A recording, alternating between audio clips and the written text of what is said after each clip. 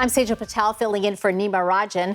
The Tk'emlúps, Secwepemc First Nation, says Justin Trudeau's lack of response to multiple invitations to take part in an event marking the first National Day for Truth and Reconciliation was an insult. But the First Nation in Kamloops, BC, says it looks forward to welcoming the Prime Minister later this month. In a statement, the community leaders say Mr. Trudeau missed an opportunity to show his commitment to the survivors of residential schools. It looks like Jagmeet Singh will be taking a tougher approach to cooperation with the new minority Liberal government.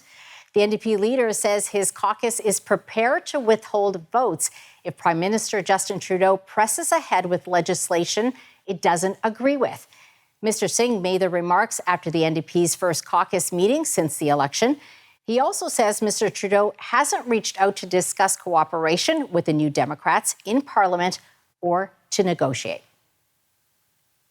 Statistics Canada says the economy added 157,000 jobs in September, bringing total employment back to pre-pandemic levels for the first time.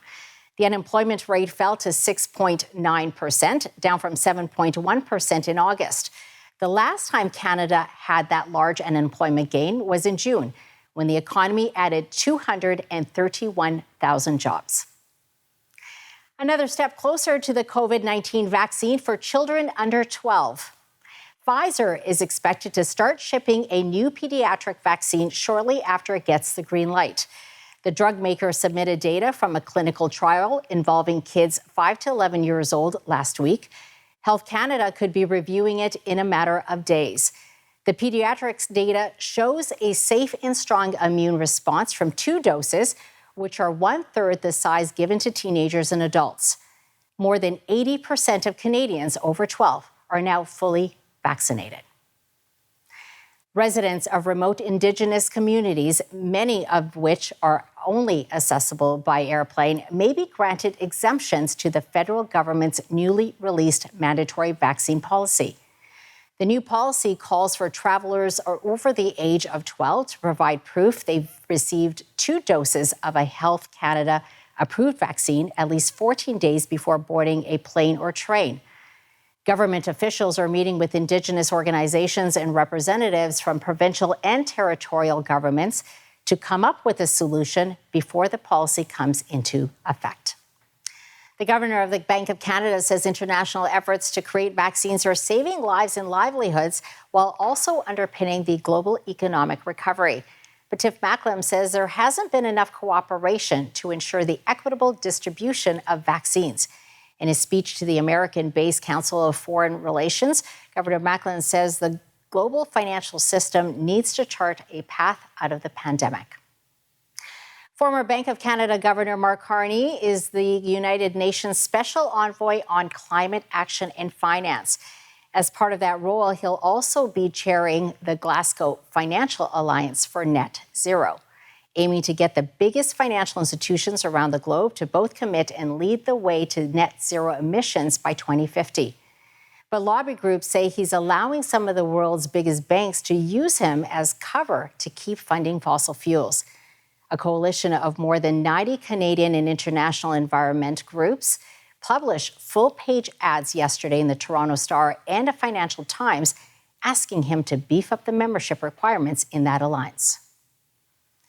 TC Energy has signed an agreement with electric vehicle manufacturer NIKOLA to jointly develop large-scale hydrogen production facilities in Canada and the U.S.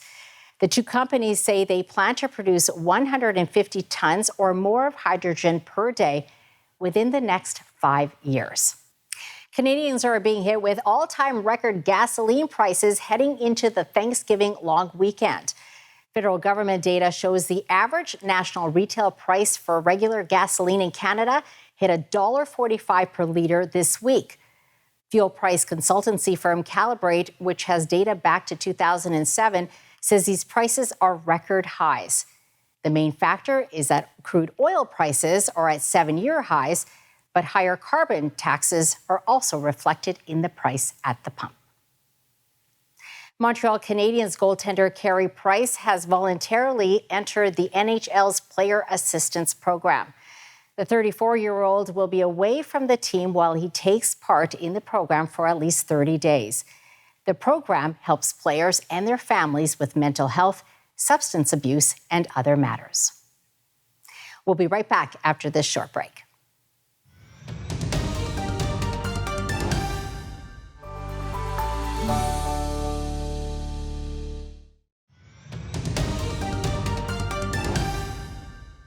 The Canadian Federation of Independent Business is reporting the largest monthly drop in sentiment by small business owners since the pandemic started.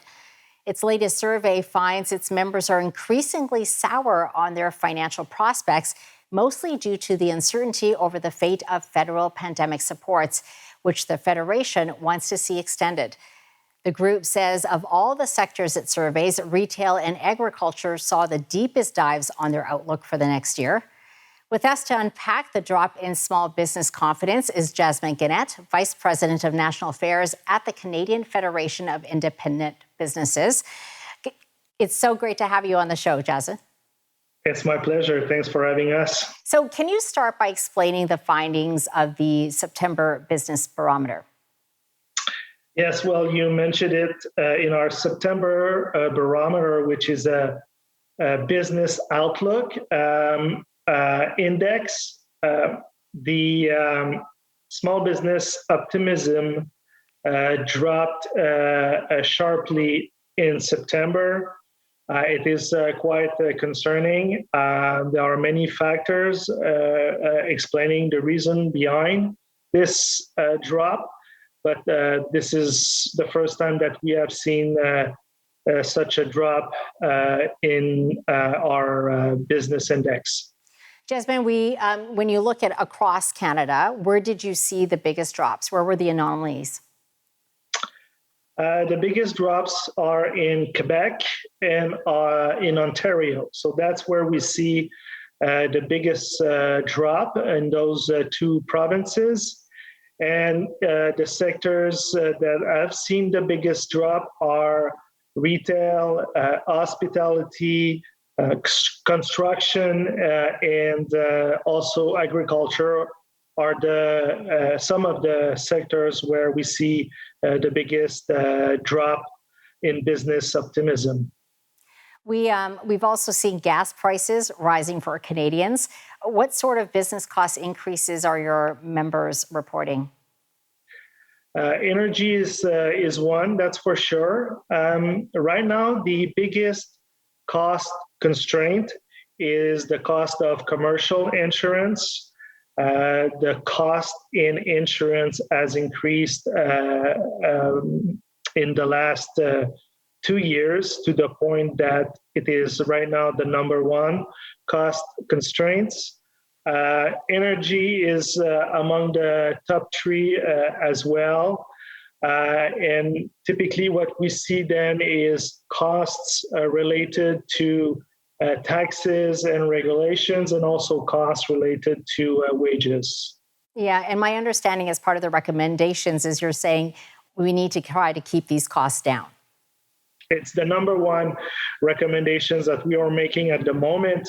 Obviously, it's important for the federal government to make sure that COVID relief measures are still in place for businesses as they still try to cope with the pandemic. But one thing is for sure is that we need to avoid seeing a cost of doing business go up. The last thing that businesses need at the moment is an increased cost in doing business. Jasmin, I want to get your take on this because my understanding is this Employment and Social Development Canada, they're holding a consultation on EI.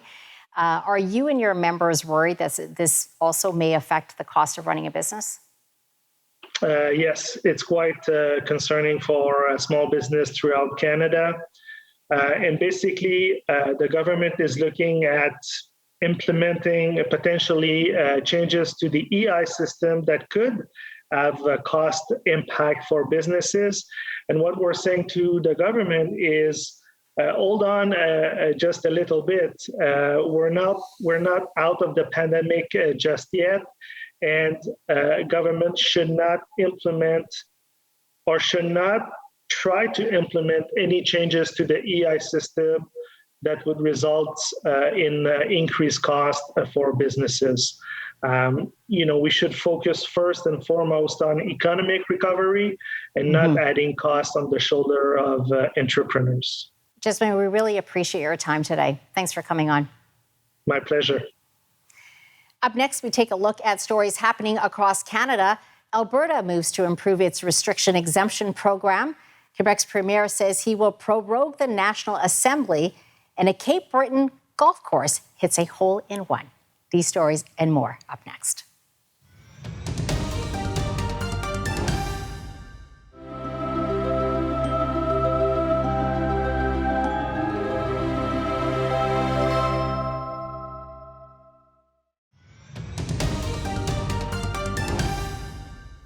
BC's Indigenous Relations Minister says the province has signed an initial agreement to provide $65 million to the Blueberry River First Nation in northeastern BC. Murray Rankin says the funding will go towards restoring the land and cultural activities. The BC Supreme Court ruled in June that the provincial government had breached the nation's rights under Treaty 8.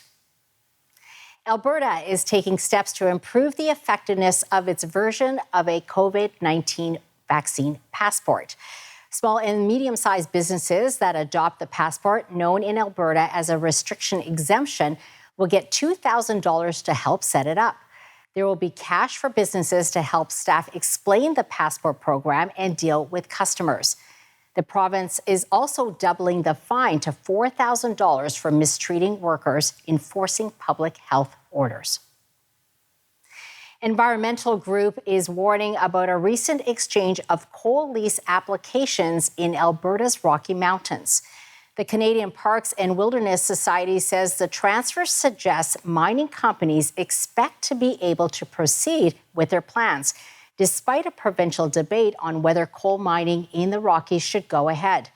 Society spokesperson Katie Morrison says her group found that Cabin Ridge Project Incorporated bought 2,000 hectares of exploration lease applications from another company over the summer. Saskatchewan says it has activated its emergency operations centers so it can redeploy more healthcare workers to hospitals that are dealing with the COVID-19 crisis.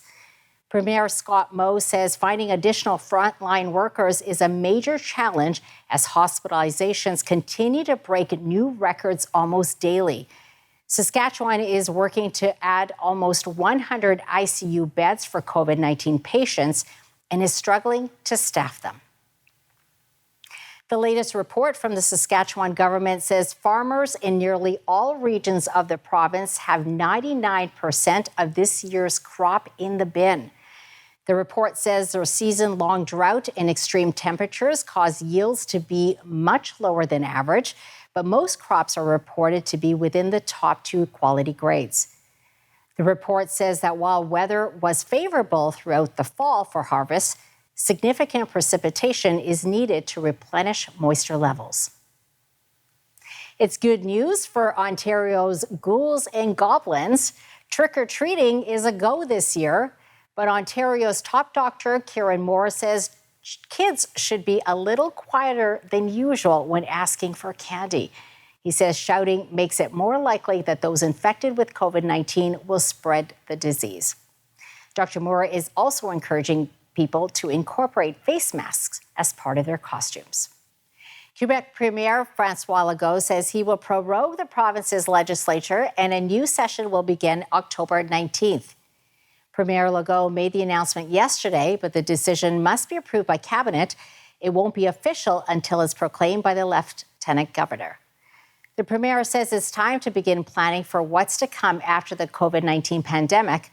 This will be the first time a Quebec Premier has prorogued the legislature since Jean Charest in February 2011.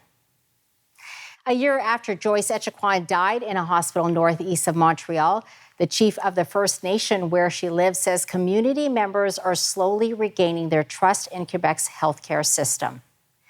Earlier this week, the provincial coroner said the Adekamek mother of 7 would likely still be alive if she were a white woman, and that systemic racism undeniably contributed to her death.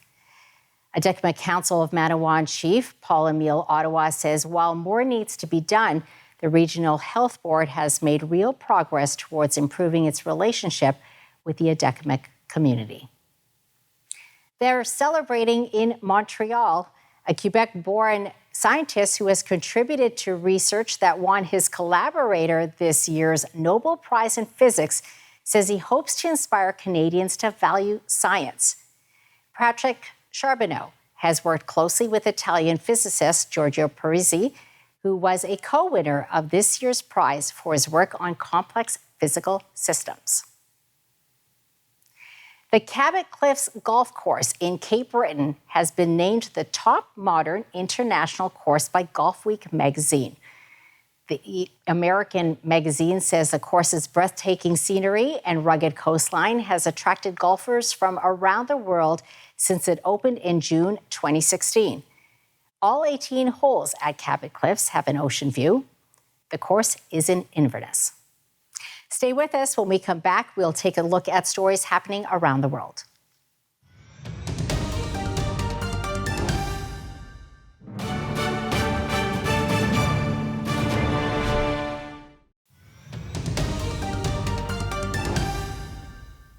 The U.S. Senate has voted to extend the government's borrowing authority into December, temporarily avoiding a U.S. debt disaster. Experts had warned an unprecedented federal default would devastate the economy and harm millions of Americans. The Democratic vote, 50-48, in support of the bill to raise the government's debt ceiling by nearly $500 billion, still needs to be approved by Congress. The U.S. Navy says one of its fast attack submarines struck an object while submerged in international waters in the Indo-Pacific region. It says there were no life-threatening injuries and the sub was fully operational. In a brief statement, the U.S. Pacific Fleet says the USS Connecticut remains in a safe and stable condition. NATO Secretary General Jens Stoltenberg says the organization's relationship with Russia is at its lowest point in decades. The announcement follows a decision to withdraw the accreditation of 8 members of the Russian mission to NATO. The Secretary General says the officials were actually Russian intelligence officers. Microsoft says Russia accounted for 58% of detected state-sponsored hacking attempts this year. The targets were mostly government agencies and think tanks. China accounted for fewer than 1 in 10 of the state-backed hacking attempts Microsoft detected. These are some of the findings of the company's annual digital defense report. Japan's new prime minister is promising to strengthen pandemic management and health care in case of another COVID-19 resurgence. In his first policy speech since being sworn in Monday as Japan's 100th prime minister, Fumio Kishida also vowed to turn around the battered economy and bolster the country's defenses against threats from China and North Korea. The UN Secretary General says vaccine inequality is the, quote, best ally of the COVID-19 pandemic.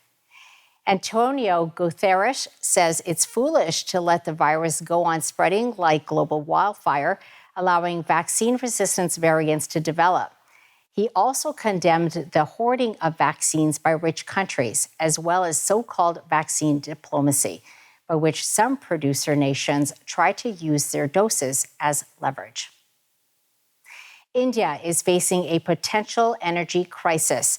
Supplies at the majority of coal-fired power plants in India have dwindled to just days' worth of stock. That has stoked fears of potential blackouts given that 70% of India's power is generated through coal. Demand has surged as the economy shows signs of recovering from a severe wave of coronavirus outbreaks in the spring. Power consumption in August jumped by nearly 20% over the same month in 2019. Ireland has agreed to join an international agreement establishing a minimum corporate tax of 15% around the world. The Irish government initially refused to join the agreement, but it said Thursday it would join the OECD's Global Minimum Tax Accord after compromises that will protect the country's economic interests. A 12.5% corporate tax has been a cornerstone of Ireland's economic policy since 2003. Poland's Constitutional Court has ruled that Polish laws have supremacy over those of the European Union in areas where they clash. The Constitutional Tribunal held Thursday that some provisions of the treaties binding EU members and some rulings by the EU's highest court conflict with Poland's constitution. The decision is likely to embolden Poland's current government and worsen its troubled relationship with the EU. Nicaraguan opposition groups are saying next month's presidential election is void and illegitimate. This is because of President Daniel Ortega's arrests of critics and potential challengers. A statement issued Thursday by the country's main opposition alliances calls on the Organization of American States to suspend the Nicaraguan government from the body. The Nobel Peace Prize has been awarded to journalists Maria Ressa of the Philippines and Dmitry Muratov of Russia. The two were cited for their fight for freedom of expression. The prestigious award is intended to honor an individual or organization that has done the most or the best work for fraternity between nations. It's accompanied by a gold medal and 10 million Swedish kroner, about $1.1 million US. I'm Sejal Patel, and this was Forum Daily.